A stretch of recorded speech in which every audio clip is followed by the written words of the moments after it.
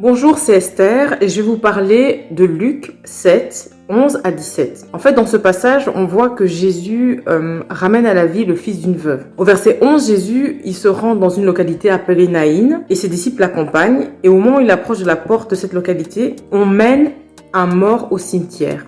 Et c'est le fils unique d'une veuve. Un grand nombre d'habitants de l'endroit se trouvaient avec elle. Alors quand le Seigneur vit cette scène, il eut pitié de cette femme et il lui dit « Ne pleure pas ». Puis il s'avança et toucha le cercueil. Les porteurs s'arrêtèrent. Jésus dit « Jeune homme, je te l'ordonne, lève-toi ». Le mort se dressa et se mit à parler. Jésus le rendit à sa mère. Tous furent saisis de crainte. Ils louaient Dieu en disant « Un grand prophète est apparu parmi nous ». Et aussi, Dieu est venu secourir son peuple. Et dans toute la Judée et ses environs, on a appris ce que Jésus avait fait. Alors en lisant ce passage, il y a 3 choses qui m'interpellent. La première chose, c'est que on mène en fait d'abord cette personne qui est décédée vers le cimetière. Donc cette personne était vraiment décédée, ça faisait peut-être plusieurs heures. Elle n'était pas en train d'agoniser sur son lit, donc c'était irrévocable, c'était inéluctable. La situation était vraiment, les dés étaient vraiment jetés. Donc les gens étaient dans le désespoir. Première chose, donc c'était vraiment une situation vraiment sans appel en fait. Deuxième chose que je remarque, c'est que Dieu a pitié et voit en fait les larmes de la veuve parce que c'était son seul fils et que peut-être elle avait eu du mal à voir cet enfant et que donc la peine dans laquelle elle était, Dieu voyait, Dieu avait compassion de cela. Donc on imagine la peine qu'elle devait avoir, on imagine ce que la famille devait avoir comme peine. Et la troisième chose que je vois, c'est le miracle que le Seigneur a fait alors que tout était irrévocable, inéluctable, la mort était déjà déclarée.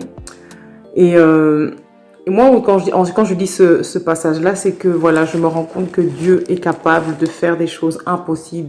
Dieu est encore capable de faire des miracles, même maintenant, en 2021.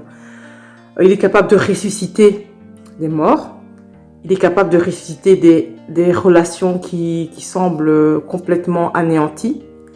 Il est capable de trouver du travail aux gens qui cherchent du travail depuis des années. J'ai une petite anecdote. J'ai quelqu'un dans ma famille qui cherche du travail depuis des années.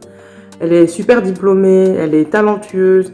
Et ici, en plein confinement, on est venu la chercher. Elle n'avait même rien fait de ses interviews. Elle a directement trouvé un temps plein comme elle voulait.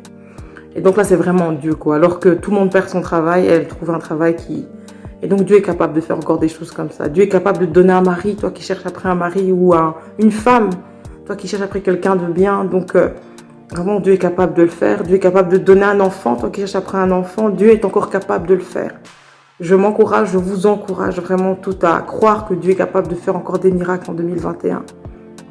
Je sais que quand les promesses tardent, on a commencé à douter, à remettre en question. Et je vais me référer à ce qu'on disait à la jeunesse, que en fait, si on a la foi comme un grain de sénévé, on dirait à cette montagne de s'en aller et elle s'en irait.